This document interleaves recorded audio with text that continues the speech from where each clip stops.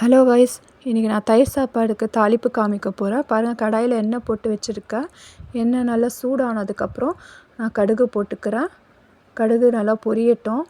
நல்லா பொரிஞ்சதுக்கப்புறம் கருவேப்பிலை எடுத்து வாஷ் பண்ணி வச்சுருக்கேன், அதுவும் போட்டுக்கலாம். கருவேப்பிலையும் போட்டுக்கலாம். பாருங்கள் கைஸ், கருவேப்பிலையும் நல்லா பொரிஞ்சிட்டு வருது. நான் வந்து 1 ஃபுல் ஆனியன், நான் 2 பேர் சாப்பிட்ற அளவுக்கு பண்ண போகிறேன். ஒரு 1 ஃபுல் ஆனியன், மீடியம் சைஸ் ஆனியனை கட் பண்ணி வச்சுருக்கேன் நல்லா லாங்காக. பாருங்கள், கருவேப்பிலையும் நல்லா பொரிஞ்சிச்சு. நான் இந்த ஸ்டேஜில் வந்து நான் ஆனியன்ஸ் ஆட் பண்ண போகிறேன் கைஸ். பாருங்கள், இதில் நம்ம ரொம்ப simple dish guys. Fried mutton fry, beef fry வச்சு சாப்பிட்டு பாருங்கள், சூப்பராக இருக்கும் கைஸ். சீரியஸாகவே சொல்கிறேன். நான் என்னோடய 33 இயர்ஸில் நான் தயிர் சாப்பாடுனாலே எனக்கு என்ன தெரியாது கைஸ். எங்கள் அம்மா கொடுத்ததே இல்லை, கோல்ட் ஆகிடும் சொல்லி. இப்போ நம்ம உப்பு போட்டுக்கலாம். நான் ஏன் இவ்வளோ உப்பு போடுறேன்னா, ரைஸில் எங்கள் வீட்டில் உப்பு ஆட் பண்ண மாட்டாங்க.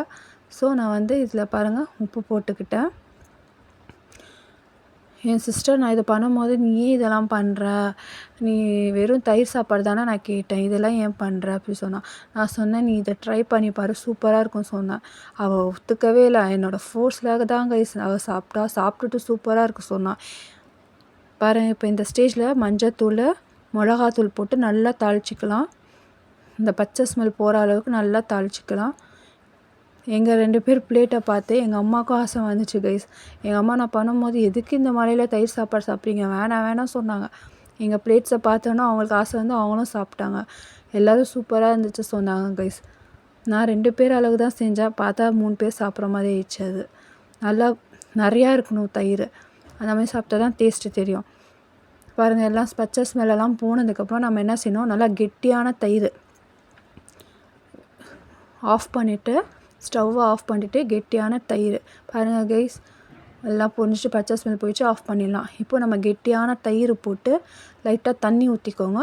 திக்னஸ் தேவைப்படுற அளவுக்கு போட்டுட்டு இந்த மாதிரி சாப்பாடில் மேலே போட்டு நல்லா இந்த மட்டன் ஃப்ரை, பீஃப் ஃப்ரை வச்சு சாப்பிட்டு பாருங்கள் கைஸ், சூப்பராக இருக்கும் கைஸ். சீரியஸாகவே நான் வந்து மட்டன் ஃப்ரையை வச்சு சாப்பிட்றேன். பாருங்கள் கைஸ், பார்க்க எவ்வளோ கலர்ஃபுல்லாக இருக்குல்ல. செம்ம சாஃப்ட் கைஸ் மட்டனும். பாருங்கள் கைஸ், நீங்களும் ட்ரை பண்ணுங்கள் வீட்டில். எனக்கு கமெண்ட்ஸ் பண்ணுங்கள் கைஸ். பாய், தேங்க்யூ.